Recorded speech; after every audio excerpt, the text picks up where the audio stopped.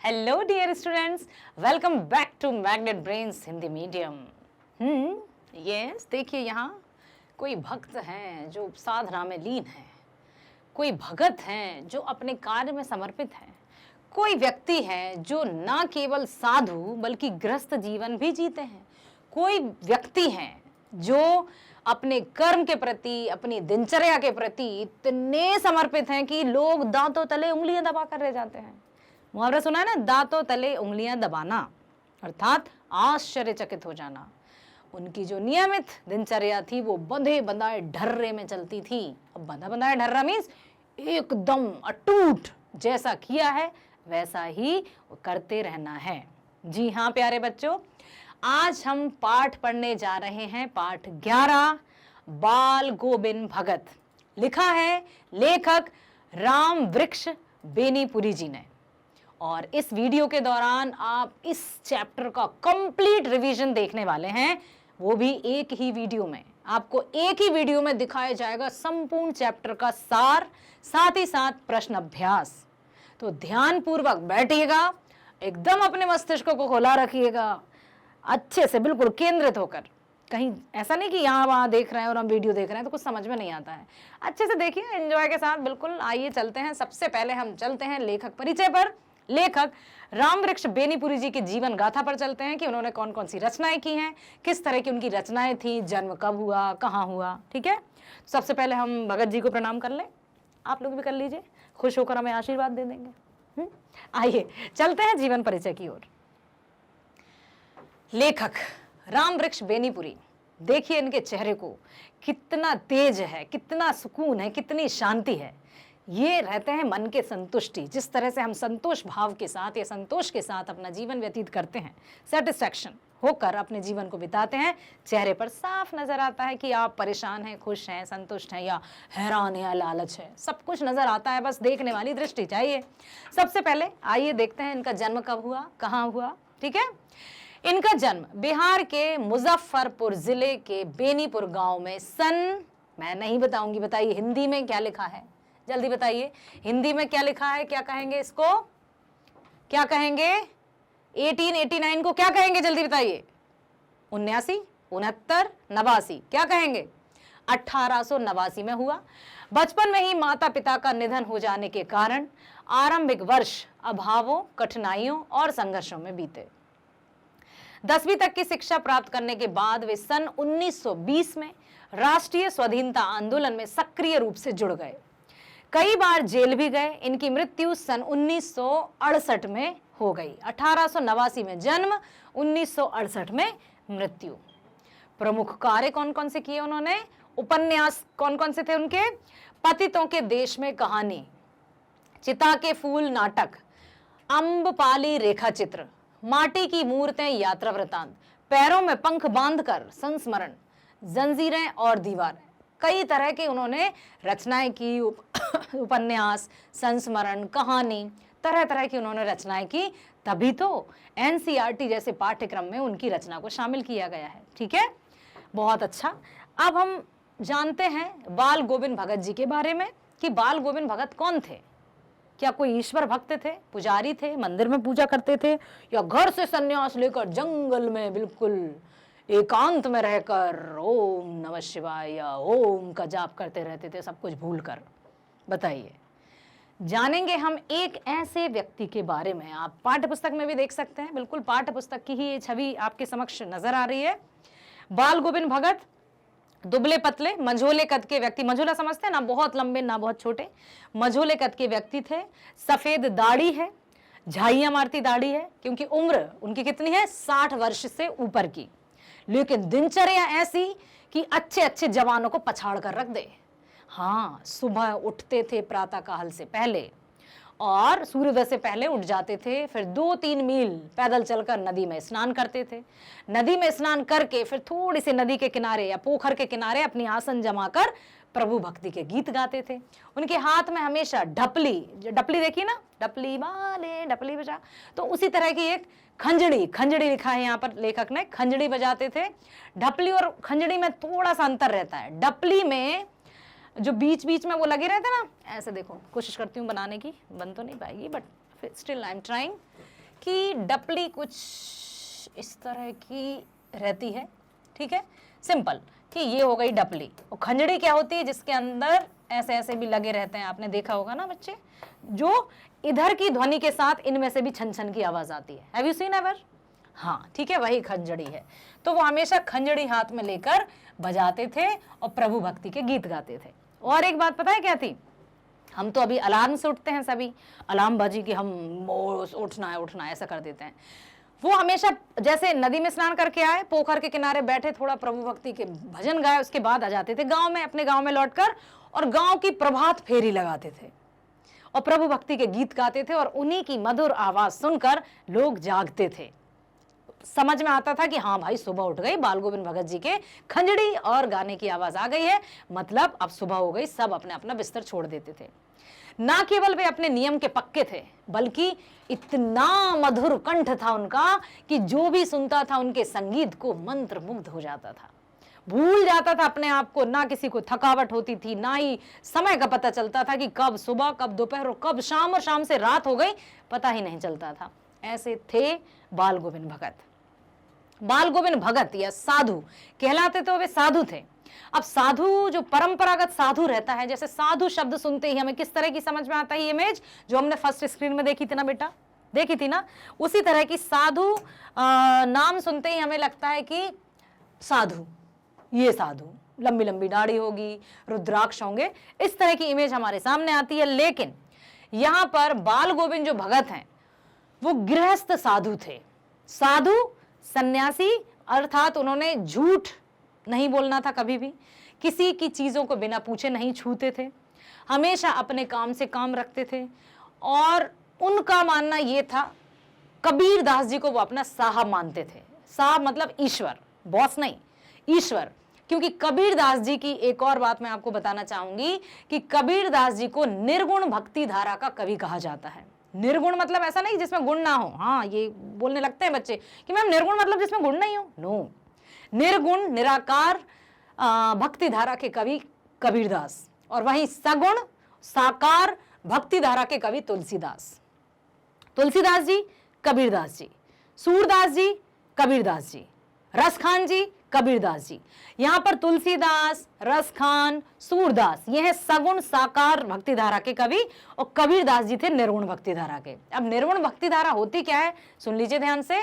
निर्गुण निराकार, अर्थात वो किसी मूर्ति पूजा पर भरोसा नहीं करते थे।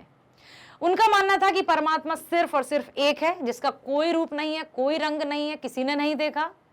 तो परमात्मा मतलब एक, उनके अनुसार कि ईश्वर सिर्फ एक है, और जो है वो एक पवित्र ज्योति मात्र है, पवित्र आत्मा है, कि हमारी आत्मा में भी परमात्मा का निवास करता है। यदि हम अपने काम को सच्चाई के साथ, ईमानदारी के साथ करेंगे तो वो हमेशा हमारा साथ देगा। आपने वो सुना होगा ना thought, God help those who help themselves. ईश्वर भी उसी की सहायता करते हैं जो खुद की सहायता करते हैं, ठीक है। कबीरदास जी को अपना साहब मानते थे। जिस तरह कबीर अपनी वाणी में हमेशा खरे रहते थे, कार्य में हमेशा खड़े रहते थे, वैसे ही ये थे। जो भी कुछ, क्योंकि गृहस्थ थे, घर में एक बेटा था और उस बेटे की पत्नी थी। पत्नी को यहाँ उन्होंने पतोहू कहा है, पुत्र वधू पतोहू, ठीक है। बेटा जो था वो नॉर्मल सा नहीं था, लिखा है पाठ में थोड़ा बोदा सा था, मतलब कह सकते हैं थोड़ा मंद बुद्धि था, एकदम शार्प माइंडेड नहीं था। उसका विवाह हो चुका था, बहू बहुत सुशील थी, बहुत अच्छी बहू थी। अब उस बेटे का ख्याल भी बाल गोविंद भगत को रखना पड़ता था। सारा काम वे स्वयं करते थे। जो भी अपने खेत से उपज होती थी वो ले जाते थे मठ में। मठ क्या, कभी जो मठ रहते हैं ना, जैसे हमारे हिंदू धर्म में मंदिर रहते हैं, इस्लाम धर्म में मस्जिद रहती हैं, गुरुद्वारे रहते हैं, चर्च रहते हैं, सुना है ना वो, मंदिर गुरुद्वारे भी हैं यहाँ और मस्जिद भी है यहाँ, गिरजा का है घड़ियाल कहीं, अल्लाह की मुल्ला की कहीं है जा, जात पात सब अलग अलग है, फिर भी हम सब एक हैं, आहा एक हैं, हम सब भारतीय हैं। मतलब हम रंग रूप जाति कद काठी सब में अलग हैं, लेकिन हम जब भी हमारी दूसरे लोग पूछते ना कि कौन है, हम कहेंगे यस हम भारतीय हैं, ठीक है। तो यहाँ पर वो हमेशा अपनी भक्ति में लीन रहते थे और कबीरदास जी की भांति ही उन्होंने कभी किसी की वस्तु को हाथ नहीं लगाते थे, अपने काम से काम रखते थे और फसल साल भर में जो भी उपजता था पहले वो मठ में ले जाते थे और प्रसाद स्वरूप जो उनको मिलता था उसी से साल भर जीवन यापन करते थे। ठीक है, और फिर वो हर वर्ष गंगा स्नान के लिए भी जाते थे पैदल, कभी भिक्षा भी नहीं मांगते थे बेटा। और अधिकतर तो क्या होता है कि जो साधु तो भिक्षा मांगते हैं ना, लेकिन वो कभी भिक्षा मांगने पर भरोसा नहीं करते थे, क्योंकि कबीरदास भी यही है कि हम जब हैं, जब तक हमारे हाथ पैर चल रहे हैं, जब तक हम भोजन कर रहे हैं, मतलब हम सही हैं। थोड़ा सा कुछ होता नहीं, हम आज स्कूल नहीं जा रहे हैं क्योंकि हमारा हेडेक हो रहा है। अरे खा रहे हो, पी रहे हो अच्छे से, अब स्कूल ना जाने का बहाना क्यों? क्योंकि पेट दर्द हो रहा है। पेट दर्द तो किसी को दिखेगा नहीं, पेट दर्द का बहाना बना देते हैं बच्चे। आप लोग बनाते हो? हाँ, ऐसे सीक्रेट तो ओपन नहीं हो गया मम्मी के सामने, नहीं करना है। ठीक है, जब तक हम खा पी रहे हैं मतलब हम स्वस्थ हैं, हमें किसी पर निर्भर नहीं रहना है, अपना काम स्वयं करना है। ठीक है, जाते थे मठ में, सबको दान दे आते थे। और जब धान की रोपाई होती थी, बात की गई है आषाढ़ के महीने की। हिंदी के महीने जानते हैं? चैत्र, बैशाख, ज्येष्ठ, आषाढ़, सावन, भादो, कुंवार, कार्तिक, अगहन, पूष। ठीक है, फिर माघ, फागुन, ऐसे आ जाता है। फागुन के बाद फिर चैत्र आ जाता है। तो आषाढ़ का महीना रिमझिम बरसात आ रही थी, और जब बरसात आती है तो गांव का प्राकृतिक वातावरण एकदम खिल उठता है। क्यों?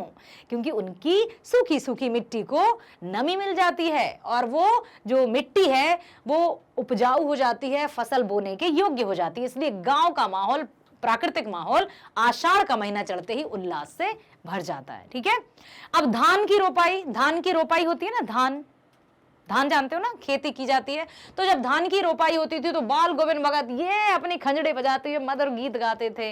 तो लोगों को पता ही नहीं चलता था कब सुबह, कब दोपहर, कब शाम हो गई, और आराम से उनकी मस्ती में झूमकर अपना काम करते रहते थे। हलवाओं के पैर भी ताल में चलने लगते थे, तिनक धिन ता। ठीक है, आइए अब चलते हैं हम अपनी पाठ्य पुस्तक पर। तो आपको सुनना है, ध्यान से समझना है। बाल गोविंद भगत मंझोले कद के गोरे चिट्ठे आदमी थे। उनकी उम्र 60 वर्ष से ऊपर की थी और बाल पक गए थे, सफेद बाल। वे लंबी दाढ़ी नहीं रखते थे और कपड़े बिल्कुल कम पहनते थे। कमर में लंगोटी पहनते थे और सिर पर कबीर पंथियों की जैसी कनफटी टोपी। सर्दियों में ऊपर से कंबल ओढ़ लेते थे। वे गृहस्थ होते हुए भी सही मायने में साधु थे। माथे पर रामानंदी चंदन का टीका और गले में तुलसी की जड़ों की बेडोल माला पहने रहते थे। उनका एक बेटा और पतोहू भी थे। वे कबीर को साहब मानते थे, किसी दूसरे की चीज को नहीं छूते थे और ना बिना वजह झगड़ा करते थे। उनके पास खेती बाड़ी भी थी तथा साफ सुथरा मकान था। खेत से जो भी उपज होती उसे पहले सिर पर लाद कर कबीर पंथी मठ ले जाते और प्रसाद स्वरूप जो भी मिलता उसी से गुजर बसर करते थे। वे कबीर के पद का बहुत मधुर गान गाया करते थे। आषाढ़ के दिनों में जब समूचा गांव खेतों में काम कर रहा होता, तब बाल गोविंद भगत पूरा शरीर कीचड़ में लपेटे खेत में रोपनी करते थे, क्योंकि धान की रोपाई तो वहां की जाती है ना, एकदम बिल्कुल जब पूरा दलदल में फंस के, दलदल नहीं मतलब पानी भरा रहता है। ठीक है, अपने मधुर गानों को गाते। भादों की अंधियारी में उनकी खंजड़ी बजती थी। जब सारा संसार सोया होता था तब उनका संगीत जागता था। ठीक है, अब संगीत जब जागता था, क्यों लिखा है? क्योंकि उनके गीत बजते थे। कार्तिक मास में उनकी प्रभातियां शुरू हो जाती थी। वे अहले सुबह मतलब सबसे सुबह पहले नदी स्नान को जाते, लौटकर पोखर के ऊंचे भिंडे पर बैठकर अपनी खंजड़ी लेकर बैठ जाते और अपना गाना शुरू कर देते थे। गर्मियों में अपने घर के आंगन में आसन जमा कर बैठ जाते थे। उनकी संगीत साधना का चरम उत्कर्ष तब देखा गया। एक सेकंड रुकिए, यहाँ पर क्या हुआ कि वो ईश्वर पर इतना भरोसा रखते थे और उनसे ही अभी हम देखने वाले हैं, सीखने वाले हैं कि मोह और प्रेम होता क्या है। वो सच्ची आस्था रखते थे परमात्मा के प्रति, एक निष्ठ बिल्कुल विश्वास। ये नहीं कि जरा सा कुछ कष्ट आया और दोषारोपण करने लगे ईश्वर पर कि तूने हमें ही क्यों ये दिया, हमने तेरा क्या बिगाड़ा है, ये सब खुश हैं हम दुखी क्यों हैं, क्या मुसीबतों को पहाड़ तोड़ दिया, शिकायत करने लगते हैं जरा सी मुसीबत आने पर। जबकि वो ऐसा कदापि नहीं करते थे। उनका मानना है कि जो है होना है वो होकर रहेगा, बाकी रोना तो सब व्यर्थ है। उनका बेटा था, जैसा कि अभी मैंने बताया था आपको कि बोधा सा था बेटा। उनकी विश्वास, उनकी अटूट और अडिगता का परिचय तो जब मिला जब उनके बेटे की मृत्यु हुई। बेटे की जब मृत्यु हुई तो पता है क्या किया उन्होंने? जैसे हर एक व्यक्ति या किसी के भी घर में या कुछ इस तरह की दुर्घटना हो जाती है तो सारा परिवार, सारा समाज गम में डूब जाता है। लेकिन बाल गोविंद भगत ने पता है क्या किया? बेटे की मृत्यु के दौरान उन्होंने सबसे पहले तो अपने बेटे के मृत शरीर को नीचे चटाई पर लिटा दिया, फिर कुछ फूल उसके आसपास बिखेर दिए और प्रभु भक्ति के भजन गाने लगे। उनकी पतोहू अर्थात बहू बहुत रो रही थी, तो वो जाकर कहते हैं उससे कि ये वक्त या ये समय रोने का नहीं है, ये तो उत्सव मनाने का समय है। क्यों? क्योंकि एक आत्मा परमात्मा से जाकर मिली है। क्योंकि हमारा घर तो वही है। 9th क्लास कुछ याद आया आपको? हमने वाक पढ़े थे आपने। आई सीधी राह से गई न सीधी राह, सुषुम सेतु पर खड़ी थी बीत गया दिन आह, जेब टटोली कौड़ी ना पाई, मांझी कूदूं क्या उतराई। कुछ याद आया? कि पानी टपके कच्चे सकोरे, व्यर्थ प्रयास हो रहे मेरे, जी में रहती रह रहे उठती रह रहे हुक, घर जाने की चाह घेरे। देखिए एक और मैं बताती हूँ, एक गीत याद आ रहा है मुझे। लड़कपन खेल में खोया, जवानी नींद भर सोया, बुढ़ापा देख कर रोया, सजन रे झूठ मत बोलो, खुदा के पास जाना है, न हाथी है न घोड़ा है, वहाँ पैदल ही जाना है। तो जो भी कार्य करना है उसको सोच समझ कर करना है। और एक और है, दे फिर पीछे पछताएगा, बालापन में खेला खाया, बालापन में खेला खाया, आई जवानी मस्त रहा, बूढ़ापन में रोग सताए, खाट पड़ा पछताएगा, फिर पीछे पछताएगा, नाम हरि का जप ले वंदे, फिर पीछे पछताएगा। तो जो बचपन का तो ठीक है, हमें अबोध रहते हैं हम, लेकिन जवानी में नींद सो रहे हैं, इधर उधर की ऐशो आराम में लगे हुए हैं, लोभ मोह मृत तृष्णा में पड़े हुए हैं, और जैसे ही बुढ़ापे ने दस्तक दी हम माला करके भजन प्रारंभ कर देते हैं, क्योंकि हमें पता है हम जाने वाले हैं वहां। तो बिल्कुल ऐसे बैठ जाते हैं और ध्यान कहीं और है, माला चल रही है। मत जपो ना माला, यहां पर हृदय में रखो, ईश्वर को आत्मा में बसाकर रखो, तो अन्यत्र आपको कहीं ढूंढने की आवश्यकता नहीं पड़ेगी। 9th में एक और था ना, मोको कहाँ ढूंढे बंदे, मैं तो तेरे पास में, ना मैं मंदिर ना मैं मस्जिद, ना काबे कैलाश में, खोजी होए तो तुरत ही मिलो, पल भर की तलाश में, मोको कहाँ ढूंढे बंदे, मैं तो तेरे पास में। मन को पवित्र रखना है, आत्मा को पवित्र रखना है, कर्म पे अडिग रहना है, निस्वार्थ भावना रखना है, बदले की, छल की, कपट की भावना को कदापि नहीं रखना है। यदि हम इस तरह से अपना जीवन बिताएंगे तो हमें कहीं भी पूजा पाठ यज्ञ हवन चढ़ावा बिल्कुल करने की आवश्यकता नहीं, क्योंकि परमात्मा यही है। अच्छा एक और बात याद आई कि हीरा डायमंड ना बड़ा मूल्यवान रहता है, ठीक है, हम सब जानते हैं कि अच्छा हीरा, इतना बड़ा मुझे हीरे का पत्थर मिला, अरे मैडम आप तो बैठ कर ऐश करेंगी, मतलब आराम से जीवन भर खा लेंगे आप, इतना मिल गया है। अब सुनना मेरी बात, मैं क्यों बता रही हूँ। इतना बड़ा हीरा है, उसको जैसे भी करके तराश के उसके बहुत छोटे छोटे टुकड़े कर दिए। अब आप मुझे ये बताइए कि बड़े हीरे की जो कीमत थी, क्या वही कीमत उन छोटे छोटे टुकड़ों की रहेगी? हीरा उतना ही मूल्यवान रहेगा छोटे छोटे टुकड़ों में भी, या वो था कुछ लाखों के में और ये रह जाएगा सैकड़ों में, 100-200 ऐसा नहीं। बहुत सही जवाब दिया कि हीरे की कीमत वही रहेगी, चाहे वो छोटे टुकड़ों में हो जाए, चाहे कितने भी छोटे छोटे टुकड़ों में आ जाए। अब समझ लीजिए आप, ईश्वर परमात्मा बहुत बड़ा हीरा है, ठीक है, कहते हैं ना वो परम पिता है, ऊपर वाला है, परवरदिगार है, उसने ही हम सबकी रचना की है। वो बहुत बड़ा डायमंड है, छोटे छोटे टुकड़े हम सब हैं। सुनिए समझिए इस बात को, ठीक है, हम उसकी संतान है, तो उसने हमें इस धरा पर, इस भूमि पर भेज दिया कुछ उद्देश्य के साथ। हम यहां पर आ गए तो हम उसके ही कण हैं, उसके ही अंश हैं, ठीक है। फिर हम उसके कही गई बातों को क्यों नहीं मानते हैं, क्यों ये भूल जाते हैं और हम कहते हैं कि ये तो हमारा राज्य है, वो तो कुछ नहीं कहता ना, वो सच्चाई पर चलने की कहता है। भगवान थोड़ी ये कहता है कि डेली नहाओ भूखे रहो। अरे वो बात ठीक है, भगवान नहीं कहता है ऐसा कुछ, लेकिन भगवान ये जरूर कहता है, सद्बुद्धि तो दी है ना, आपको सोचने समझने की शक्ति तो दी है ना, प्रकृति में सर्वश्रेष्ठ तो बनाया है ना आपको। फिर हम क्यों उस बात को भूल जाते हैं और मोह माया जैसे दलदल में धंसते चले जाते हैं और अपने अस्तित्व को खो बैठते हैं। तो कभी नहीं खोना है अपने अस्तित्व को।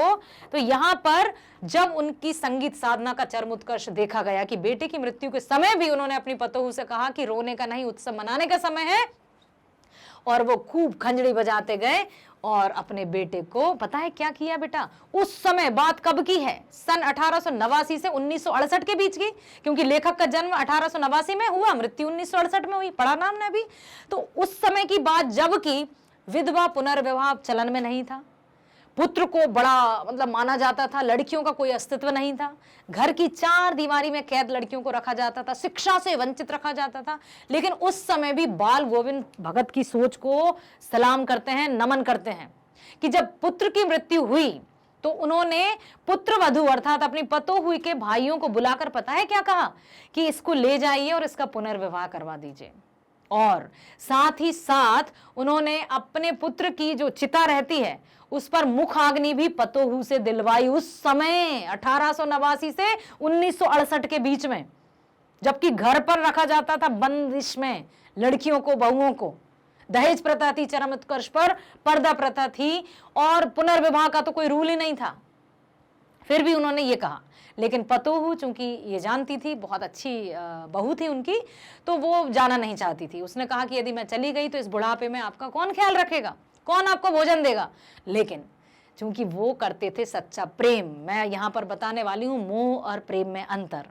प्रेम निस्वार्थ होता है, सच्चा होता है, जिसमें सिर्फ और सिर्फ त्याग की भावना होती, जबकि मोह या आकर्षण वो कुछ पल, कुछ क्षण, कुछ महीने या कुछ वर्षों का होता है, जो वहां से चमक धमक हटी और खत्म, टाटा बाय बाय, हम आपको नहीं जानते हैं। स्वार्थ जिसमें हमें सिर्फ चाहिए चाहिए होता है, ठीक है। यदि सामने वाले ने कुछ मना कर दिया या हमें कुछ नहीं दिया तो हम उससे कट्टी मीन्स नहीं करनी है बात, बुरा व्यक्ति है। तो यहां पर बाल गोविंद भगत ने प्रेम की पराकाष्ठा का भी परिचय दिया है कि वे चाहते तो पतोहू को जाने नहीं देते ना, स्वयं उन्होंने अपने उनके भाइयों को बुलाया और कहा कि इसको लेकर जाओ। बहू ने बहुत मना किया कि मैं नहीं जाऊंगी, आपका कौन ख्याल रखेगा इस बुढ़ापे में। तो बाल गोविंद भगत ने धमकी दे डाली कि यदि तुम नहीं गई तो मैं घर छोड़कर चला जाऊंगा। सोचिए आप, तो मजबूरन उनके पुत्र वधू को उसके भाइयों के साथ जाना पड़ा, ठीक है। जिस दिन उनका इकलौता बेटा मरा, बड़े शौक से उन्होंने अपने बेटे की शादी करवाई थी, बहू भी बड़ी सुशील थी, ठीक है। अब क्या होता है कि उन्होंने मरे हुए बेटे को आंगन में चटाई पर लेटाकर एक सफेद कपड़े से ढक रखा था तथा उस पर कुछ फूल बिखरा दिए थे। सामने बाल गोविंद भगत जमीन पर आसन जमाए गीत गाए जा रहे थे और बहू के रोने के बजाय उत्सव मनाने को कह रहे थे कि रो मत, उत्सव मनाओ। क्यों? क्योंकि उनके अनुसार आत्मा परमात्मा के पास चली गई है। ये तो आनंद की बात है। कहते ना, स्वर्ग कहाँ, नर्क कहाँ, सब कुछ यही है। अच्छे कर्म करोगे तो फल अच्छा मिलेगा, बुरे कर्म करोगे तो नतीजा यही भोगना पड़ेगा। उन्होंने बेटे की चिता को आग भी बहू से दिलवाई। जैसे ही श्राद्ध की अवधि पूरी हुई, बहू के भाइयों को बुलाकर उसका दूसरा विवाह करने का आदेश दे डाला। बहू जाना नहीं चाहती थी, साथ रहकर उनकी सेवा करना चाहती थी, परंतु बाल गोविंद के आगे उनकी एक ना चली। उन्होंने दलील दे मारी, धमकी दे डाली कि अगर वो नहीं गई तो वे घर छोड़कर स्वयं चले जाएंगे। क्या करती बहू? आखिर उसको जाना पड़ा। बाल गोविंद भगत की मृत्यु भी उनके अनुरूप ही हुई। वे हर वर्ष गंगा स्नान के लिए जाते थे, पैदल जाते थे। गंगा 30 कोस दूर, 30 कोस दूर बेटा, एक कोस में करीबन 1.5-2 किलोमीटर होते हैं। तो आप सोचिए 55-60 किलोमीटर पैदल चलकर गए। फिर भी वे पैदल ही जाते थे, कितनी भी दूर है। घर से खाकर निकलते थे तथा वापस आकर ही खाते थे और बाकी दिन उपवास रखते थे। कैसे? हम तो यदि सुबह का नाश्ता ना करें तो चूहे दौड़ने लगते हैं। एक व्रत कर लेना तो याद आ जाता है सब कुछ, ठीक है। किंतु अब उनका शरीर बूढ़ा हो चुका था। इस बार लौटे तो तबीयत खराब हो चुकी थी, क्योंकि बुढ़ापा आ गया था, बेटा भी जा चुका था। नहीं जता रहे थे, लेकिन आत्मा से कनेक्टेड तो थे, दुख तो होगा। किंतु वे नेम व्रत तोड़ने वाले तो थे नहीं। गांव वालों ने बहुत समझाया था कि आप अब नियम धर्म मत छोड़िए, सर्दी में मत कीजिए, वही पुरानी दिनचर्या शुरू कर दी। लोगों ने मना किया, परंतु वे टस से मस ना हुए। एक दिन संध्या में गाना गाया, परंतु भोर में किसी ने गीत नहीं सुना, और जाकर देखा तो पता चला बाल गोविंद भगत हमेशा के लिए सो चुके थे। उन्होंने अपने अंतिम पलों तक, अंतिम क्षणों तक वही दिनचर्या अपनाई जिसका वो शुरू से पालन करते आ रहे थे या शुरू में अपनाते थे। धन्य थे ऐसे व्यक्ति कि सच्चाई, यदि सच एकदम वास्तविक रूप में देखा जाए तो साधु इसे कहते हैं। ये नहीं कि लंबी लंबी दाढ़ी रखकर हाथ में कमंडल और त्रिशूल, अलाख निरंजन, ले आओ बेटी दक्षिणा ले आओ, मैं आपके ये, अरे तुम्हारी रेखाएं देखो, अरे अरे अरे अरे कुछ तो अनिष्ट होने वाला, इतने चढ़ावा कर दो सही हो जाएगा। ऐसे साधु भी हैं, हमें उन साधुओं के चक्कर में नहीं पड़ना है कभी भी, ठीक है। तो साधु अर्थात सन्यासी, सन्यासी अर्थात ऐसी बातों से सन्यास लेना, छल से, कपट से, द्वेष से, ईर्ष्या से, नफरत से, जलन से, बदले की भावना से। और साधु अर्थात एक सच्चा व्यक्ति, जो कि बाल गोविंद भगत थे। आशा करती हूं आपको पाठ की व्याख्या समझ में आई होगी, ठीक है। आई ना बेटा, यदि पाठ की व्याख्या और बाल गोविंद भगत के जीवन से आपने जो कुछ भी सीखा, हम उसका 1% भी यदि अपने जीवन में लागू कर लेंगे ना, तो बहुत ऊंचाइयों तक जा सकते हैं, बहुत सफलता की ओर जा सकते हैं, ठीक है। विद्यार्थी जीवन में, जैसे नहीं मैंने एक बार और बताया था, विद्यार्थी जीवन में 5 लक्षणों का होना आवश्यक है, अनिवार्य है। काक चेष्टा, वको ध्यानम, श्वान निद्रा, तथैव च अल्पाहारी, गृह त्यागी, विद्यार्थी पंच लक्षणम। कौवे के समान चेष्टा करने वाला, बगुले के समान ध्यान देने वाला, श्वान अर्थात कुत्ते के समान निद्रा वाला, क्योंकि कुत्ता कहीं भी सो रहा होता है ना, श्वान यदि हम वहां से गुजर जाए तो उठकर देख लेता है, फिर वाले ही फिर से सो जाए। अल्पाहारी, कम भोजन करने वाला, गृह त्यागी, घर से दूर रहकर शिक्षा ग्रहण करने वाला। ऐसा नहीं ठूस ठूस कर खा लिया, वो आलस आ गया, सो गए, कल पढ़ लेंगे, फिर कल भी ठूस कर खा लिया, परसों पढ़ लेंगे, परीक्षा आएंगी तब पढ़ लेंगे ना मम्मी, अभी परीक्षाएं थोड़ी हैं। अब आप मुझे ये बताइए कि क्या 2-3 दिन का भोजन हम एक दिन में कर सकते हैं? कुंभकर्ण है क्या? 6 महीने सोएंगे, 6 महीने जागेंगे? नहीं ना। तो हम जिस तरह से प्रतिदिन नाश्ता करते हैं, भोजन करते हैं, फिर रात्रि भोज करते हैं, है ना, ब्रेकफास्ट लंच सब कुछ करते हैं ना, डिनर करते हैं, सब कुछ करते हैं, तब कहीं जाकर हम अच्छे से स्वस्थ रह पाते हैं। ठीक उसी तरह से यदि हम डेली प्रतिदिन थोड़ा थोड़ा पढ़ते जाएंगे, समझते जाएंगे, तो परीक्षाओं के समय टेंशन की बात ही नहीं है। फिर क्यों परीक्षाओं से घबराते हो? अरे बोर्ड आ गई, बोर्ड आने वाली, 10वीं में आ गया है हमारा बच्चा, बोर्ड देगा, बच्चा भी टेंशन में, मम्मी इस बार बोर्ड है, मैं पास हो जाऊंगा। क्यों नहीं होंगे?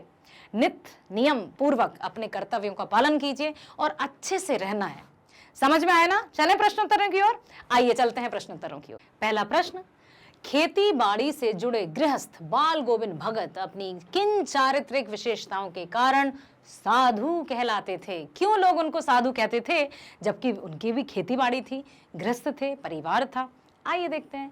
बाल गोविंद भगत एक गृहस्थ थे, परंतु उनमें साधु कहलाने वाले गुण थे। कैसे गुण? कबीर के आदर्शों पर चलते थे, उन्हीं के गीत गाते थे, कभी झूठ नहीं बोलते थे और खरा व्यवहार रखते थे। जो कहना है तो मुंह पर, पीठ पीछे निंदा नहीं करते थे। किसी से भी 2 टूक बात करने में संकोच ना करते थे, किसी से झगड़ा भी नहीं करते थे। किसी की चीजों को बिना पूछे छूते तक नहीं थे और ना ही बिना पूछे व्यवहार में लाते थे। कुछ खेत में पैदा होता तो सिर पर लाद कर पहले उसे कबीरपंथी मठ में ले जाते थे। वहां से जो कुछ भी भेंट स्वरूप मिलता उसे प्रसाद स्वरूप घर लेकर आते और उसी से अपना जीवन यापन करते थे। उनमें लालच तो बिल्कुल भी नहीं था, इसलिए उनको लोग साधु कहते थे। अगला प्रश्न है, भगत की पुत्रवधू उन्हें अकेले क्यों नहीं छोड़ना चाहती थी? जब उनके बेटे की मृत्यु हुई तो उन्होंने कहा ना कि बेटी आप जाओ, चले जाओ अपने भाइयों के साथ, तो बहू ने कहा कि मैं नहीं जाऊंगी। क्यों वो ऐसा कह रही थी? भगत की पुत्रवधू उन्हें अकेले छोड़कर नहीं जाना चाहती थी, क्योंकि भगत के बुढ़ापे का वह एकमात्र सहारा थी। उसके चले जाने के बाद भगत जी की देखभाल कौन करेगा, उन्हें भोजन कौन खिलाएगा? इसी के कारण वो उनके पास रहकर उनकी सेवा करना चाहती थी। अगला प्रश्न, भगत ने अपने बेटे की मृत्यु पर अपनी भावनाएं किस तरह व्यक्त की? क्या जैसे सभी लोग करते हैं, रोना, बिलखना, बिल्कुल अपना होश खो बैठना, इस तरह का कुछ किया था, या उन्होंने हम सबसे अलग कुछ अलग तरह से भावनाएं व्यक्त की थी? याद है? हाँ। बेटे की मृत्यु पर भगत ने पुत्र के मृत शरीर को एक चटाई पर लिटा दिया, उस पे सफेद चादर ढक दिया तथा कबीर की भक्ति के गीत गाकर अपनी भावनाएं व्यक्त करने लगे। भगत ने अपने पुत्र वधू से कहा कि यह रोने का नहीं बल्कि उत्सव मनाने का समय है, क्योंकि विरहणी अपने प्रियतम परमात्मा के पास चली गई है। विरहणी कहा है यहाँ पर? आत्मा को। विरहणी मीन्स जो बिछड़कर आई थी परमात्मा से। यहाँ पर हर एक व्यक्ति जो मैं है ना, अहम, मैं मेरे से अच्छा तो कोई है ही नहीं, ये कौन है, मैं सब सर्वश्रेष्ठ हूं, इस तरह का यदि मैं या अहम का भाव आ गया तो बेटा हम ज्यादा दिन तक, अधिक दिन तक टिक नहीं पाएंगे इस दुनिया में। अर्थात ये नहीं कि हमारी मृत्यु हो जाएगी, सम्मान नहीं प्राप्त कर पाएंगे। तो हमेशा विनम्रता पूर्वक अपना जीवन व्यतीत करना है। और ये जो धरोहर है परमात्मा की दी हुई हमारे पास, उन्होंने भेजा है कि जाओ तुम इतने दिन ये कार्य करके, ये उद्देश्य पूरा करके आना है। तो यहाँ पर विरहणी वो वही बताना चाह रहे हैं पतोहू कि विरहणी जो बिछड़ कर आई थी वो चली अब अपने स्वामी से मिलने, इसलिए रोने का नहीं, उत्सव मनाने का समय है। उन दोनों के मिलन से बड़ा आनंद और कुछ नहीं हो सकता। इस प्रकार भगत ने शरीर की नश्वरता और आत्मा की अमरता का भाव प्रकट किया है। और कबीर दास जी भी हमेशा यही कहते थे। कबीर की साखियां सुनी है ना आपने? बड़े बड़ाई ना करें, बड़ो न बोले, बोलिए रहीमदास जी के। रहीमन हीरा कब कहे, लाख टका मेरो मोल। कबीरदास जी की सुनिए। निंदक नियरे राखिए, आंगन कुटी छवाए, बिन पानी साबुन बिना, निर्मल करे सुभाए। और एक और है, हाँ, कबीरदास जी पता है क्या कहते हैं हमेशा कि यदि पत्थर में भगवान होता, क्योंकि वो ईश्वर को आकार नहीं, वो निराकार थे, तो वो मानते थे कि यदि पत्थर में भगवान है तो हमको तो पर्वत पूजना चाहिए, चक्की पूजना चाहिए जिससे आटा पीसा जाता है। पहले ये इलेक्ट्रॉनिक चक्कियां नहीं हुआ करती थी आटा पीसने वाली, तो एक पत्थर की चक्की हुआ करती थी, उससे ही लोग आटा पीसते थे और फिर भोजन तैयार करते थे। कबीरदास जी का कहना था कि पाथर पूजे हरि मिले तो मैं पूजूं पहाड़, पाथर पूजे हरि मिले तो मैं पूजूं पहाड़, जासे तो चक्की भली पीस खाए संसार। इस तरह से उन्होंने ईश्वर को एक निष्ठता के साथ माना था। ठीक है। विरहणी आत्मा अपने प्रियतम परमात्मा के पास चली गई है, साथ ही साथ उन दोनों के मिलन से बड़ा आनंद और कुछ भी नहीं हो सकता। इस प्रकार भगत ने शरीर की नश्वरता और आत्मा की अमरता का यहाँ पर बखान किया है कि शरीर नश्वर है, जीवन ये नहीं कि हम आ गए हैं तो हम ऐसे ही रहेंगे, बिल्कुल नहीं। आज ऐसे हैं, आगे 20 सालों बाद कुछ और होंगे, यदि जीवित रहे तो उससे 20 सालों बाद हम पहचान नहीं पाएंगे खुद को, दूसरे हमको पहचान नहीं पाएंगे कि अच्छा ये वही है। तो ये सब परमात्मा की दी हुई देन है। जिस तरह से कोई भी वस्त्र या जो काया है वो आई है, उसको पुराना भी होना है। जैसे कपड़े गलकर सड़कर फट जाते हैं ना, वैसे ही ये शरीर भी नश्वर होता है, चला जाता है। बहुत छोटा सा बच्चा कितना सुंदर लगता है, कितना कोमल होता है, धीरे धीरे हम बढ़ते जाते हैं, फिर वो हमारा थोड़ा अलग रूप हो जाता है। बुढ़ापे की ओर जैसे ही जाते हैं झुर्रियां आने लगती हैं। कैसे? सब उसी का विधान है, और उसके विधान में अपने विचारों को आड़े डालना या अपनी टांग अड़ाना तो मूर्खता होगी। अगला प्रश्न, भगत के व्यक्तित्व और उनकी वेशभूषा का अपने शब्दों में चित्र प्रस्तुत कीजिए कि भगत जी किस तरह के वस्त्र पहनते थे, उनकी दिनचर्या कैसी थी। क्या वे साधारण जैसे साधु वस्त्र पहनते हैं, गेरुआ वस्त्र धारण करके एकदम रुद्राक्ष कमंडल जानते हैं, इस तरह का होता है कमंडल, देखा होगा आपने, ऐसा सा कुछ कमंडल सा होता है, वो रखे रहते हैं हाथ में रख के, वो त्रिशूल भी रखे रहते हैं कुछ तो, और आ जाते हैं अलौख निरंजन हर दुख भंजन, इस तरह से कहते हुए। तो उनकी कुछ अलग ही दिनचर्या थी। बाल गोविंद भगत एक गृहस्थ थे, लेकिन उनमें साधु सन्यासियों के गुण भी थे। वे अपने किसी काम के लिए दूसरों को कभी भी कष्ट नहीं देते थे, बिना अनुमति किसी की वस्तु को छूते तक नहीं थे, कबीर के आदर्शों का पालन करते थे। सर्दियों में भी अंधेरा रहता है, लेकिन फिर भी पैदल चलकर नदी स्नान करने जाना है। साथ ही साथ जो प्रतिवर्ष गंगा स्नान करने जाते थे वो भी जाते थे, भजन गाते थे। वेशभूषा से ये साधु लगते थे। इनके मुख पर सफेद दाढ़ी तथा सिर पर सफेद बाल थे। गले में तुलसी की जड़ की माला पहनते थे। सिर पर कबीर पंथियों की तरह टोपी पहनते थे। शरीर पर बस नाम मात्र के कपड़े पहनते थे, एक लंगोटी पहनते थे। ठीक है। सर्दियों के मौसम में बस एक काला कंबल ओढ़ लेते थे तथा मधुर स्वर में भजन गाते फिरते थे। अगला प्रश्न है, बाल गोविंद भगत की दिनचर्या लोगों के अचरज का कारण क्यों थी? बाल गोविंद भगत की दिनचर्या लोगों के अचरज का कारण इसलिए बन गई थी क्योंकि वे जीवन के सिद्धांतों और आदर्शों का अत्यंत गहराई से पालन करते हुए अपने आचरण में उतारते थे। अक्सर क्या होता है कि लोग बड़ी बड़ी बातें तो बहुत करते हैं, और ऐसा करना चाहिए वैसा करना चाहिए, लेकिन खुद उनका पालन नहीं करते। और बात किसकी सुनी या मानी जाती है? जो खुद भी उन चीजों का पालन करे, उन बातों का अनुसरण करे।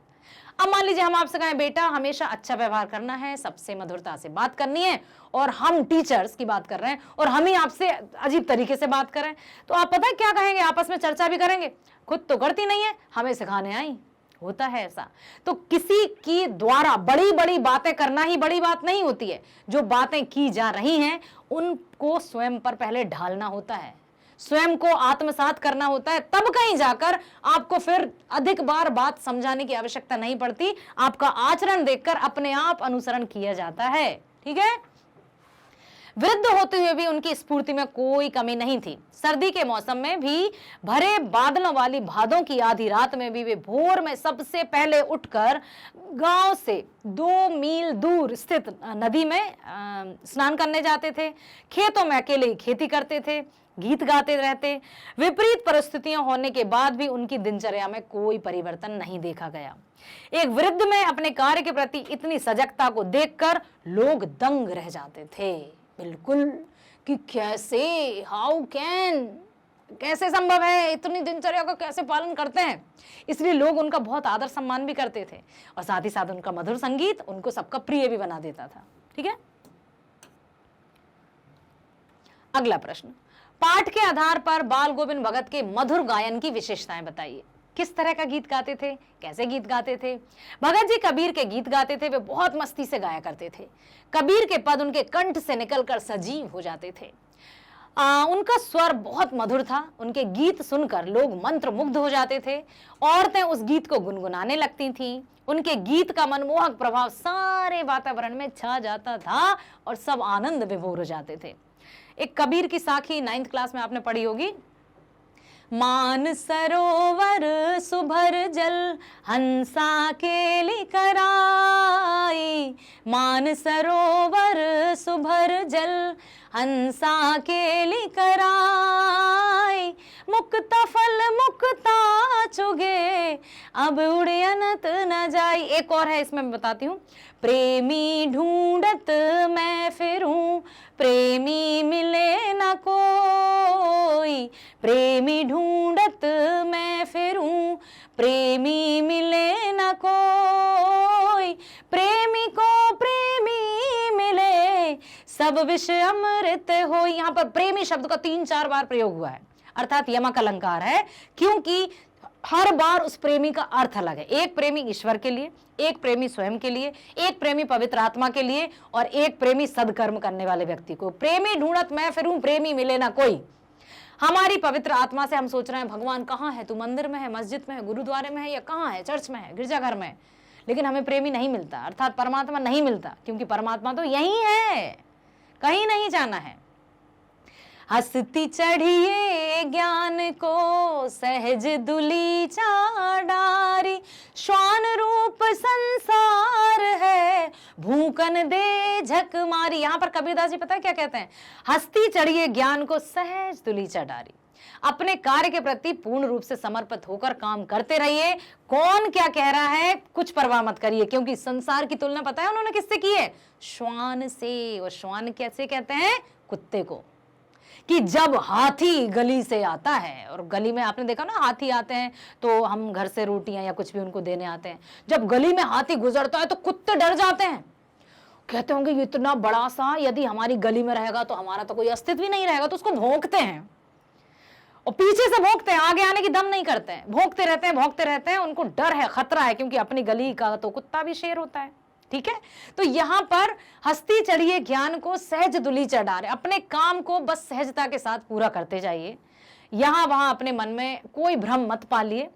ये संसार है, भांति भांति के लोग हैं, कुछ आपकी प्रशंसा करेंगे, कुछ आपका सहयोग करेंगे, तो कुछ आपकी टांग खींचने का काम भी करेंगे, तो छोड़िए उन बातों को, हमें उन पर ध्यान नहीं देना है। उनके गीत सुनकर लोग मंत्रमुग्ध हो जाते थे, औरतें उस गीत को गुनगुनाने लगती थी, उनके गीत का मनमोहक प्रभाव सारे वातावरण में छा जाता था। कुछ मार्मिक प्रसंगों के आधार पर यह दिखाई देता है कि बाल गोविंद भगत प्रचलित सामाजिक मान्यताओं को नहीं मानते थे। पाठ के आधार पर बताइए कि ऐसा कब पता चला कि वो प्रचलित मान्यताओं को नहीं मानते थे? कुछ ऐसा काम किया था उन्होंने जो सबसे हटकर था? वेरी नाइस, याद है ना, बेटे की मृत्यु के समय गीत गा रहे थे, साथ ही साथ पुत्र वधू से मुखाग्नि दिलवाई, और क्या करवाया, कह दिया कि जाओ तुम पुनर्विवाह करो। कुछ ऐसे मार्मिक प्रसंग हैं जिनके आधार पर यह कहा जा सकता है कि बाल गोविंद भगत प्रचलित मान्यताओं को नहीं मानते थे, जो विवेक की कसौटी पर खरी नहीं उतरती। उदाहरण के तौर पर बाल गोविंद भगत के पुत्र की जब मृत्यु हुई तो उन्होंने सामाजिक परंपराओं के अनुरूप अपने पुत्र का क्रियाकर्म नहीं किया, बल्कि उन्होंने कोई तूल न करते हुए बिना कर्म कांड के श्राद्ध और संस्कार कर दिया। सामाजिक मान्यता है कि मृत शरीर को मुखाग्नि पुरुष वर्ग के हाथों ही दिया जाता है, परंतु भगत ने अपने पुत्र को मुखाग्नि अपनी पुत्र वधू से दिलवाई। काबिले तारीफ, उदाहरण स्वरूप, अनुकरणीय, अनुसरणीय। हमारे समाज में विधवा विवाह को मान्यता नहीं दी गई है, परंतु भगत ने अपनी पुत्र वधू को पुनर्विवाह करने का आदेश दिया था, उस समय की बात है। अन्य साधुओं की तरह भिक्षा मांगकर खाने के विरोधी थे। नहीं तो साधु क्या सोचते हैं, हम तो भिक्षा मांगेंगे, ले आओ बेटी दक्षिणा भर कर लाना, जरा आज खा लें, कल भी खा जाएंगे। तो ये मतलब साधु मतलब कोई यदि वेश ऐसा धारण करके आए तो वो दरवाजे पर खड़ा है, मतलब उसको कुछ चाहिए।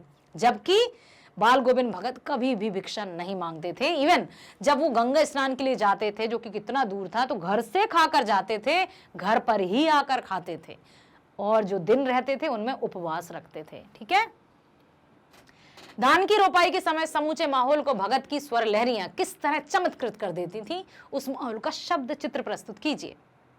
ठीक है, कि किस तरह से धान की रोपाई जब चलती थी तो क्या होता था, क्या बाल गोविंद भगत बहुत अच्छे से गाते थे?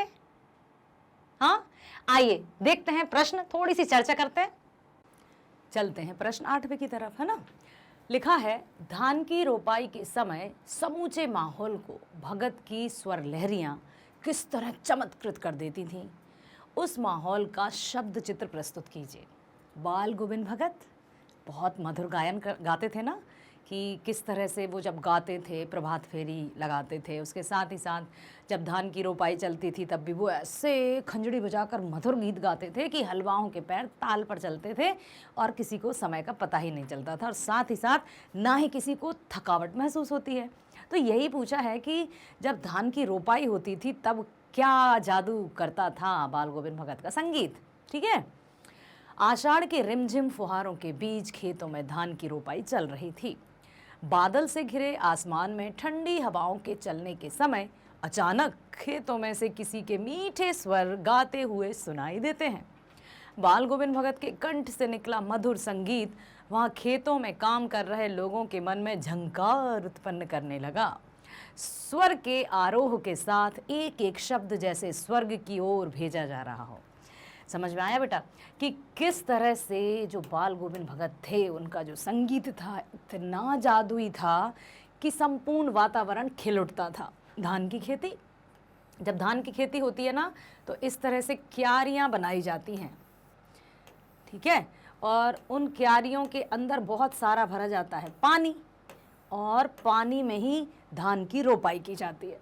इस तरह से ऐसे धान बिल्कुल क्रम अनुसार धान लगाई जाती है और ऐसे बोई जाती है। और जब संगीत उनका होता था तो सारे हलवाहे, सारे जितने भी काम करते थे, उनके पैर भी ताल पर चलने लगते थे और संगीत का जादू चारों तरफ छा जाता था। ये थे बाल गोविंद भगत जी के मधुर गीत की विशेषता। ठीक है, समझ आया? अब है अगला प्रश्न, सॉरी उसी का है कि उनकी मधुर वाणी को सुनते ही लोग झूमने लगते थे। स्त्रियां स्वयं को रोक नहीं पाती थीं तथा अपने आप उनके होंठ कांप कर गुनगुनाने लगते थे।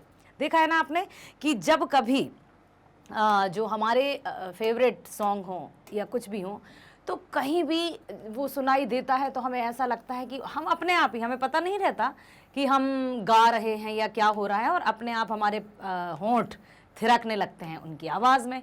तो ठीक वैसा ही होता था जब बाल गोविंद भगत संगीत या गीत गाते थे, तो वहाँ के जो लोग थे, साथ ही साथ स्त्रियाँ, धान की रोपाई करते समय उनके होंठ थिरकने लगते थे, अर्थात वो भी सुर में सुर मिलाकर गाने महसूस करती थी, फील करती थी। ठीक है, अपने आप उनके होंठ कांप कर गुनगुनाने लगते थे। हलवाओं के पैर गीत के ताल के साथ चलने लगते थे, कि जैसा एकदम सुर ताल में वैसे ही हलवाओं के पैर भी चलते थे।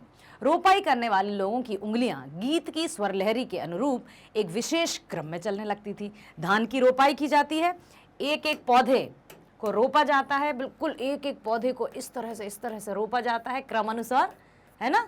और जब वो गीत गाते थे तो जो धान रोपने वाले रहते थे वो भी आराम से बिल्कुल ऐसे चलते थे कि बस उनकी ताल से ही पौधे या धान की रोपाई चल रही है। तो ये था उनके संगीत का जादू।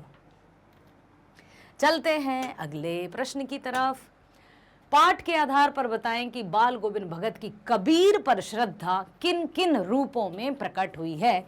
इस प्रश्न में बेटा ये पूछा है कि हमें कब पता चला कि बाल गोविंद भगत कबीरदास जी को अपना साहब मानते थे या उनको अपना ईश्वर मानते थे। कौन कौन से रूप, कहाँ कहाँ हमें ये समझ में आया कि बाल गोविंद भगत की श्रद्धा कबीरदास जी पर थी। ठीक है,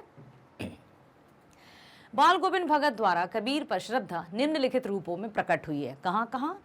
कबीर गृहस्थ होकर भी सांसारिक मोह माया से मुक्त थे, उसी प्रकार बाल गोविंद भगत ने भी गृहस्थ जीवन में बंधकर भी साधु समान जीवन व्यतीत किया।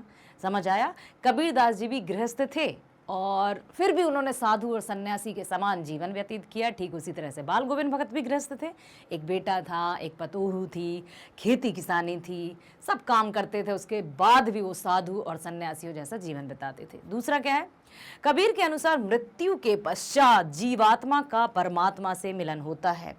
कबीरदास जी का ये मानना था, उनके अनुसार आपको बताया था ना मैंने प्रीवियस वीडियो में कि निर्गुण धारा, सगुण धारा, कबीरदास जी परमात्मा में कोई रूप नहीं देखते थे, कोई रंग नहीं देखते थे। ऐसा नहीं है कि जैसे तुलसीदास जी मेरे श्री राम तो धनुर्धारी मर्यादा पुरुषोत्तम, रैदास या हमारे जो कवि हैं उनके अनुसार सूरदास जी मुरलीधारी कृष्ण। ठीक है, लेकिन कबीरदास जी किसी भी रूप या मूर्ति पूजा पर भरोसा नहीं करते थे और उनके अनुसार ईश्वर सिर्फ और सिर्फ एक है, जो परमात्मा है, जिसने हम सबको बनाया है। ठीक है, देखिए ध्यान से, कबीर के अनुसार मृत्यु के पश्चात जीवात्मा का परमात्मा से मिलन होता है और ठीक उसी तरह से बाल गोविंद भगत ने भी किया। याद है ना बेटा कि जब उनके बेटे की मृत्यु हुई तो उन्होंने रोने, विलाप करने या बिलखने के स्थान पर उत्सव जैसा कहा, मतलब गीत गाते रहे। उनकी पतोहू रो रही थी तो क्या समझाया था कि ये रोने का नहीं,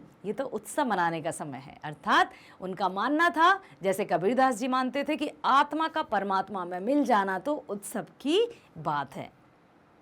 बेटे की मृत्यु के बाद बाल गोविंद भगत ने भी यही कहा था। उन्होंने बेटे की मृत्यु पर शोक मनाने के बजाय आनंद मनाने के लिए कहा था।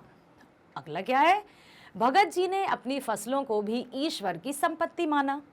वे फसलों को कबीर मठ में अर्पित करके प्रसाद रूप में पाई फसलों का ही उपयोग करते थे।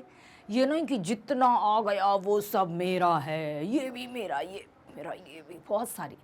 लेकिन वो क्या करते थे कि जो भी फसल की उपज होती थी पहले तो वो मठ में ले जाते थे, उसके बाद प्रसाद स्वरूप जो मिलता था उसे ग्रहण करके उसी से गुजर बसर करते थे।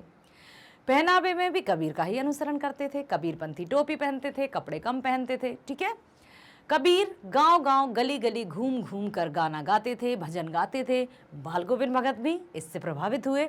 कबीर के पदों को वे गाया फिरते थे। ठीक है, गाते फिरते थे।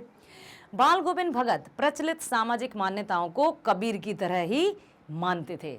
जैसी जो सामान्य या जो प्रचलित मान्यताएं हैं चली आ रही हैं, ऐसा नहीं है कि वो उनको मानते थे। ठीक है, उन्होंने अपने अनुसार की जो सही है उसका उन्होंने साथ दिया था। अगला प्रश्न है, आपकी दृष्टि में भगत की कबीर पर अगाध श्रद्धा के क्या कारण रहे होंगे? क्या आप बता सकते हैं कि वो कबीरदास जी को इतना आदर क्यों देते थे? आदर अर्थात उन्होंने तो कबीरदास जी को भगवान ही मान लिया था।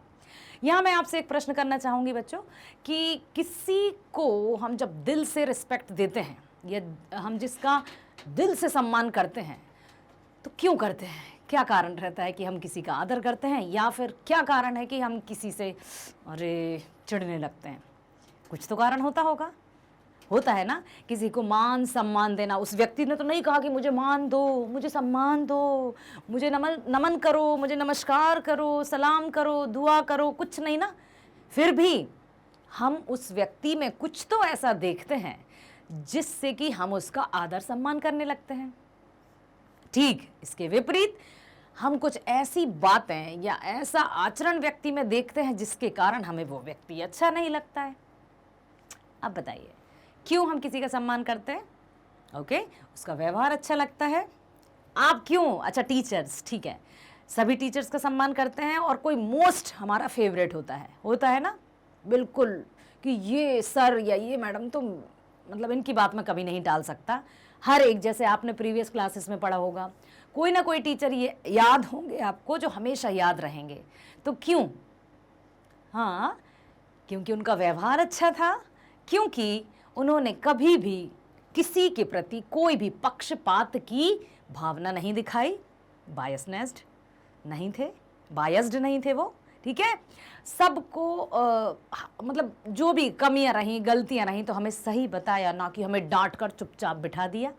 ओके, तो कुछ कारण तो रहते हैं जिसके कारण हम सम्मान करते हैं, और मान सम्मान और डर में बहुत अंतर होता है। क्या अंतर रहता है कि जब हम किसी से डरते हैं तो हम उसके सामने अच्छा बनने का प्रयास करते हैं, और हमें दिख गया कि अरे कोई आ रहा है, साइलेंट होकर बैठ गए, बहुत अच्छे काम करने लगे। लेकिन जिसका हम सम्मान करते हैं ना, उसकी बातों को यहाँ प्लस यहाँ बसा कर रखते हैं, ठीक है। आइए देखते हैं कबीरदास जी की पर जो श्रद्धा थी बाल गोविंद भगत की, वो क्यों थी।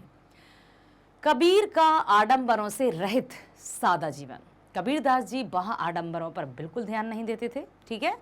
सामाजिक कुरीतियों का अत्यंत विरोध करना, जो भी कुरीतियां थी, रीतियां प्लस कुरीतियां मतलब बुरी, जो जिनको नहीं कहते हैं रूढ़िवादी था, बिल्कुल निम्न सोच, कुछ ऐसी बातें जो स्त्रियों को पीछे बताती हों, या समाज में जिनका कोई नहीं है, कुछ जो समाज के ठेकेदार थे उन्होंने लागू कर दी, और शिक्षा के अभाव में समाज वैसा ही फॉलो करता जा रहा है।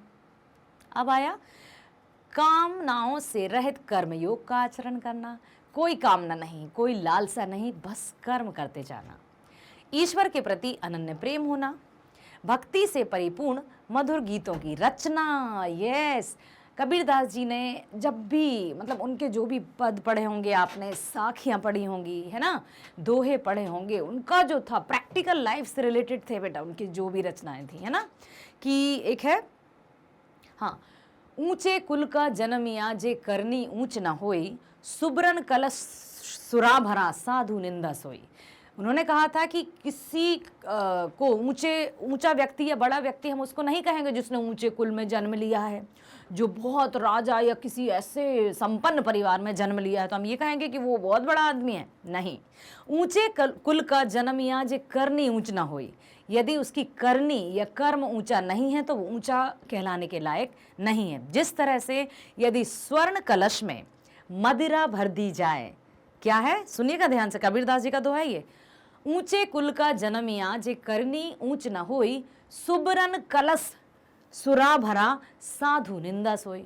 सुवर्ण मतलब स्वर्ण का कलश में यदि मदिरा को भर दें तो वो अमृत नहीं बन जाएगी। ठीक उसी तरह से यदि बहुत ऊंचे कुल में किसी ने जन्म लिया है तो इसका मतलब ये नहीं कि वो बहुत गुणी है। गुण आचरण ये व्यक्ति पर निर्भर करता है, और व्यक्ति के गुणों से ही उसकी पहचान होती है। मान सम्मान के लिए व्यक्तित्व, आचरण, व्यवहार बहुत क्या सर्वश्रेष्ठ हैं।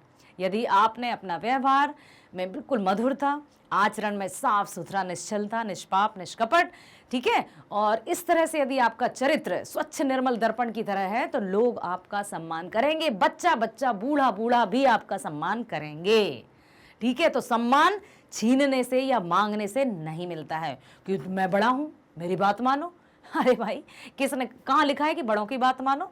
हाँ, ये कहते हैं कि बड़ों की बात मानो, लेकिन बड़ों को भी अपना बड़प्पन बनाए रखना होता है। ये हम ना भूलें कि हम सिर्फ छोटों को हिदायत देते रहें, छोटों को ऑर्डर देते रहें, तुम्हें ये नहीं करना है, तुम्हें ये नहीं करना है, ऐसा नहीं करो, मेरे सामने ऐसे रहो। क्यों भाई?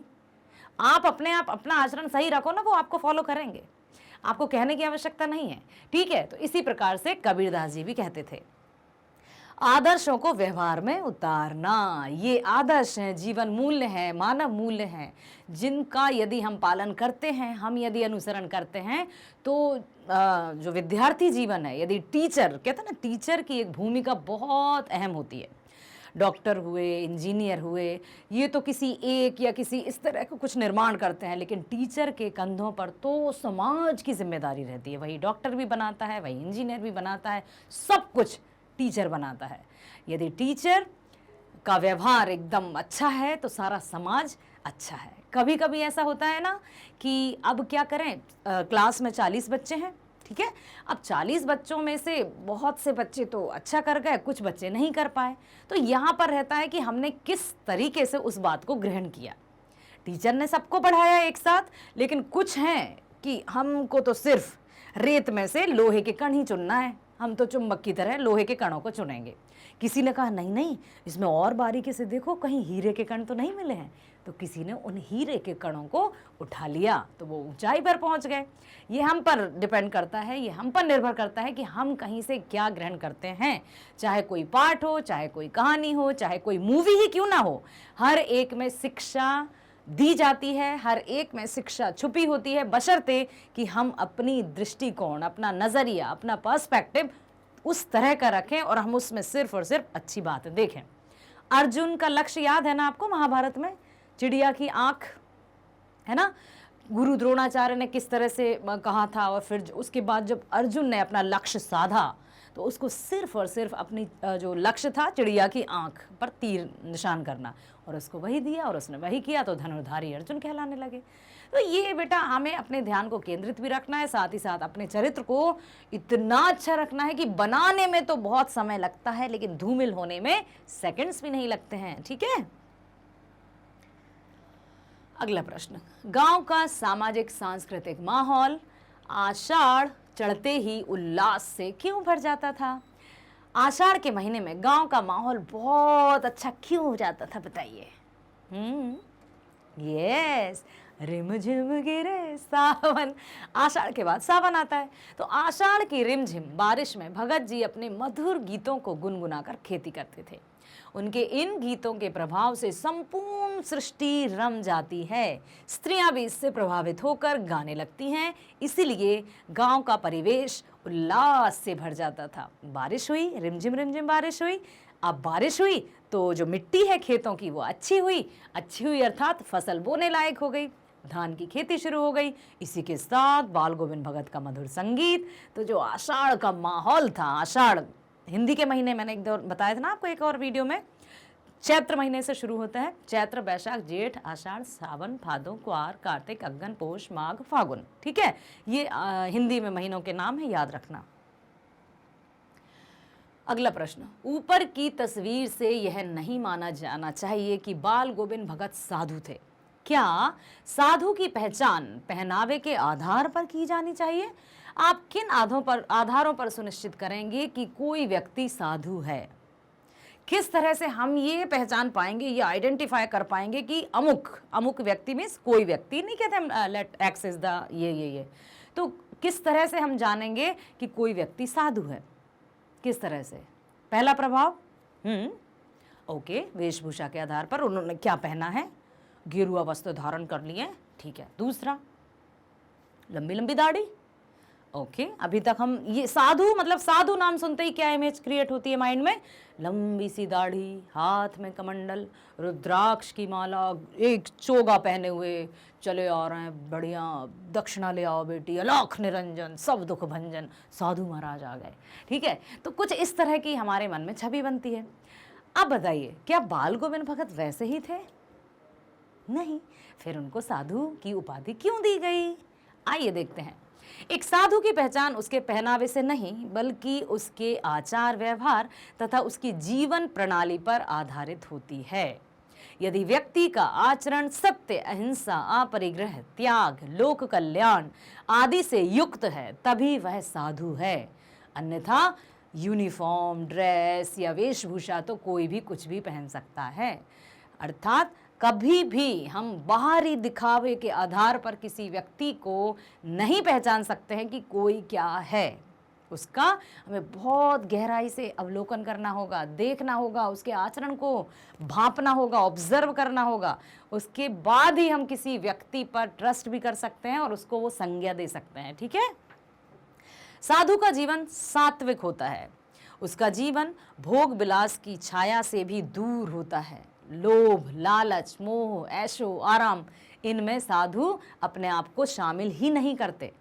और यदि इनमें शामिल हैं कोई महान साधु जो कहते हैं कि मैं तो बहुत बड़ा साधु हूँ, तपस्वी हूँ, घंटों घंटों एक टांग पे खड़े होकर जप करता हूँ, पता चलता है उनके और भी बहुत सारे कारनामे साथ में जाते हैं, तो फिर वो साधु के नाम पर कलंक है। ठीक है। तो हम अब बड़े बच्चे हो गए ना, अभी इतने छोटे तो नहीं है कि हम बिल्कुल ना समझ हो, कुछ नहीं जानते हो, तो बहुत अच्छे से आपने कन्यादान, हमने वीडियो आपने देखा होगा ना, कन्यादान पार्ट में किस तरह से मैंने आपको बताया था कि किसी पर भी ट्रस्ट करना नहीं है। जो हमारे अपने हैं सिर्फ वही अपने हैं, अन्यथा हृदय परिवर्तन होते क्षण भी नहीं लगता है। तो अपने आप को हमेशा सचेत रखना है, अपने आप को हमेशा स्ट्रॉन्ग रखना है। क्लियर। तो अब ये लिया है कि उसके मन में केवल ईश्वर के प्रति सच्ची भक्ति होती है, वही साधु कहलाने के लायक होता है। ठीक है। अब आया है बहुत महत्वपूर्ण प्रश्न, कौन सा? मोह और प्रेम में अंतर होता है। भगत के जीवन की किस घटना के आधार पर इस कथन का सच सिद्ध करेंगे? क्या आप बता सकते हैं कि मोह और प्रेम क्या अंतर होता है? यदि अंग्रेजी में देखें हम तो love and attraction, any difference between love and attraction, या दोनों सेम ही है? आकर्षण, मोह, प्रेम, निस्वार्थ, त्याग, माता पिता का अपने बच्चों के प्रति प्रेम। ठीक है। किसी वस्तु, व्यक्ति या बहुत सुंदर सी चमक धमक देखकर आकर्षण, मोह, वो प्रेम नहीं है। अक्सर प्रेम तो अभी रखा है साइड में, मोह के वशीभूत होकर अपनी बुद्धि को भ्रष्ट करके और चले जाते हैं गर्त में। ध्यान से सुनिएगा, आप लोगों के लिए मैं ये बात बता रही हूँ स्पष्ट रूप से कि बेटा ये आकर्षण या मोह नामक जो है ना रोग, उससे कोसों दूर रहिएगा। और जो प्रेम है वो पवित्र होता है, निश्चल होता है, निष्कपट होता है, निस्वार्थ होता है, जिसमें कुछ भी चाहने की जिद नहीं होती है। मतलब मुझे ये चाहिए, हासिल नहीं किया जाता है प्रेम में, उसमें तो त्याग किया जाता है। और जहाँ हासिल करने की बात आ जाए तो वो मोह नहीं है, वो एक जिद है, वो एक आकर्षण है जो कुछ समय, कुछ महीने या कुछ वर्षों के बाद खलास हो जाएगा। ठीक है। तो यहाँ पर एक दिन और मैंने, आपको याद है ना वीडियो में एक छोटी सी स्टोरी सुनाई थी माँ और बच्चे की, याद होगा आपको। तो इस तरह से माता पिता का जो प्रेम है वो निष्कपट, निश्चल रहता है। इसी तरह से आपके जो गुरुजन हैं, टीचर्स हैं, उनसे भी आपको प्रेम मिलता है। कैसे? उनको क्या चाहिए? आपकी सफलता। आपकी सफलता में ही उनकी सफलता है। जिस तरह से माता पिता और हमारे गुरुजन या टीचर्स हमारी दिन दूनी रात चौगनी तरक्की की प्रार्थना करते रहते हैं, और उन्हें कहते हैं ना कि टीचर और सड़क बिल्कुल एक जैसे होते हैं। कैसे? कि खुद तो वहीं रहते हैं लेकिन दूसरों को अपनी मंजिल तक ज़रूर पहुंचा देते हैं। ठीक है। तो इसलिए ये मोह प्रेम जैसे जाल में कभी नहीं फंसना है हमें, अर्थात प्रेम हमें पता ही नहीं चलेगा कब हो जाएगा, और मोह के पीछे हम भागते रहेंगे मृग तृष्णा की तरह, उसमें धंसते जाएंगे, और जब आंख खुलेगी ना तो चारों तरफ अंधकार होगा, बहुत देर हो चुकी होगी। यहां पर देखिए आप, मोह और प्रेम में निश्चित रूप से अंतर होता है। मोह में मनुष्य केवल अपने स्वार्थ की चिंता करता है, प्रेम में वह अपने प्रियजनों का हित देखता है। समझ में आया? जिससे हम प्रेम करते हैं उसको कभी हम दुख में नहीं देख सकते, उसका कभी हम ऐसे आहत नहीं कर सकते, उसका कभी अहित सपने में भी नहीं सोच सकते, सिर्फ और सिर्फ उसकी भलाई, अच्छाई, हित के बारे में ही सोचा जाता है। भगत को अपने पुत्र तथा अपनी पुत्र वधू से अगाध प्रेम था, परंतु उसके इस प्रेम ने प्रेम की सीमा को पार कर कभी मोह का रूप धारण नहीं किया, कभी भी। दूसरी तरफ यदि वह चाहते तो मोह के वश में आकर अपनी पुत्र वधू को अपने पास रोक सकते थे, क्योंकि खाना बनाकर तो वही देती थी, बुढ़ापे का सहारा तो वही थी, लेकिन उन्होंने ऐसा नहीं किया। अपनी पुत्र वधू को अब उसके भाइयों को बुलाकर साथ भेजकर दूसरा विवाह कराने का निर्णय किया, क्योंकि वो उनके मन में प्रेम था कि इसका जीवन अभी बहुत है, ये खुश रहे, इसका जीवन आगे बढ़े, ये प्रेम है। ठीक है, इस घटना द्वारा उनका प्रेम प्रकट होता है। बाल गोविंद भगत ने भी सच्चे प्रेम का परिचय देकर अपने पुत्र और पुत्रवधू की खुशी को ही उचित माना। ठीक है, चलते हैं अगले प्रश्न की तरफ। इस पाठ में आए कोई 10 क्रिया विशेषण छांट कर लिखिए और उसके भेद भी बताइए। क्रिया विशेषण बहुत महत्वपूर्ण टॉपिक है, ये पूछा जाता है परीक्षाओं में। ठीक है, हमारे व्याकरण में शामिल है। इस पाठ में आए कोई 10 क्रिया विशेषण और उसके भेद। धीरे धीरे, अब है लिखा है यहाँ धीरे धीरे, धीरे धीरे स्वर ऊंचा होने लगा। रीतिवाचक, रीतिवाचक क्रिया विशेषण है ये। रीतिवाचक क्यों है अब मैं आपको बता दूं, ध्यान से देखिएगा और समझिएगा बेटा। यदि आज आपने सुन लिया, समझ लिया, तो क्रिया विशेषण से रिलेटेड कोई भी डाउट आपके मन में नहीं रहेगा। धीरे धीरे क्रिया विशेषण कब होता है? जब हमें कैसे प्रश्न का उत्तर मिले तब वहां क्रिया विशेषण हो, रीतिवाचक विशेषण। जैसे कैसे, धीरे धीरे, तेज तेज, है ना, आराम से। तो कैसे का उत्तर है धीरे धीरे। इसमें यदि हम प्रश्न करें कि ये क्या है, कैसे कैसे प्रश्न करेंगे ना, जब कैसे प्रश्न आया तो रीतिवाचक। जब जब, अब यहां देखिए, कब कब, जब हम प्रश्न करें, जब से हम प्रश्न करेंगे तो कब ही आएगा ना, कि कब, तो जब जब है सामने आता। ठीक है, तो जब हम प्रश्न करें कि कब, वहां होता है कालवाचक। तो यहां पर आप ध्यान से देख लीजिए, रीतिवाचक जो क्रिया विशेषण है उसमें कैसे प्रश्न करते हैं, इसको आप बिल्कुल, ये फॉर्मूला है, इसको याद रखिएगा। ठीक है, जब जब मतलब कब, कब यहां हमें प्रश्न करना है तब हमें कालवाचक क्रिया विशेषण प्राप्त होगा। फिर लिखा है थोड़ा, थोड़ा मतलब परिमाणवाचक, कितना, कितना। ठीक है, यहां पर आ जाएगा कितना। यदि कितने का उत्तर मिलता है तो वहां होता है परिमाणवाचक। ओके, पहले इनको समझिए फिर हम आगे बढ़ेंगे। अब जैसे कहीं आ जाए, वो धीरे धीरे चल रहा था, वो तेज तेज भाग रहा था, उसने मधुर मधुर गाना गाया। कैसा गाना गाया? ठीक है, तो मधुर गाना गाया, इस तरह से। तो ये कैसे, कब, कितना, और आगे चलते हैं। फिर आया है उस दिन, ये भी वही है, सेम। ठीक है, कालवाचक क्रिया विशेषण। उस दिन की संध्या मतलब कब। फिर है बिल्कुल कम, कितना, कम, थोड़ा, ज्यादा, परिमाणवाचक। सवेरे ही, इन दोनों कालवाचक। हर वर्ष कालवाचक। तो कब जहां प्रश्न आएगा वहां कालवाचक रहेगा। क्लियर है? ठीक है। दिन दिन, वे दिन दिन छिजने लगे, भेद कालवाचक। हंसकर टाल देते, रीतिवाचक। कैसे टाल देते थे? हंसकर टाल देते थे। जमीन पर ही आसन जमाए गीत गाते रहते थे। स्थानवाचक, जहां कहीं स्थान की, बिल्कुल स्थान तो दिख ही जाएगा ना, जमीन पर, छत पर, जहां कहीं भी, जैसे अधिकरणवाचक नहीं होता है, कारक। जब यदि यहाँ कहीं स्थान की बात होती है तब वहां स्थानवाचक होता है। ठीक है, आशा करती हूं आपको ये पाठ जो कंप्लीट चैप्टर रिवीजन है बाल गोविंद भगत वो समझ में आया होगा, प्रश्नों को भी समझा, उत्तर भी दिए, साथ ही साथ जो आपको छोटी छोटी मैं बातें बता देती हूँ, जो छोटी छोटी तो हैं लेकिन बहुत बड़ी बातें हैं, उनको अपने जीवन में हमेशा उतारना है, उन पर चलना है बेटा। और किसी भी वीडियो को देखने के लिए आपको अधिक समय देने की आवश्यकता नहीं है, आप डायरेक्टली उसी वीडियो पर पहुंच सकते हैं। अब आप कहेंगे कैसे मैडम, बता देती हूँ। Just type magnet brains, magnet brains type करते ही आपकी स्क्रीन पर बहुत सारे ऑप्शंस आ जाएंगे आपकी क्लास से रिलेटेड।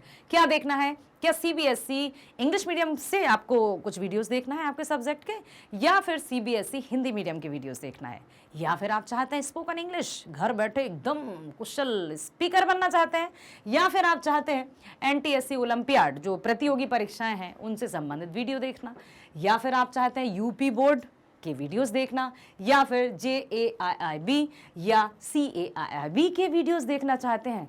जो भी देखना चाहते हैं बस आप उस पर क्लिक कर दीजिए, वीडियोस आपके लिए तुरंत आ जाएगा। क्या देखना है, okay, CBSE Hindi medium click कर दीजिए।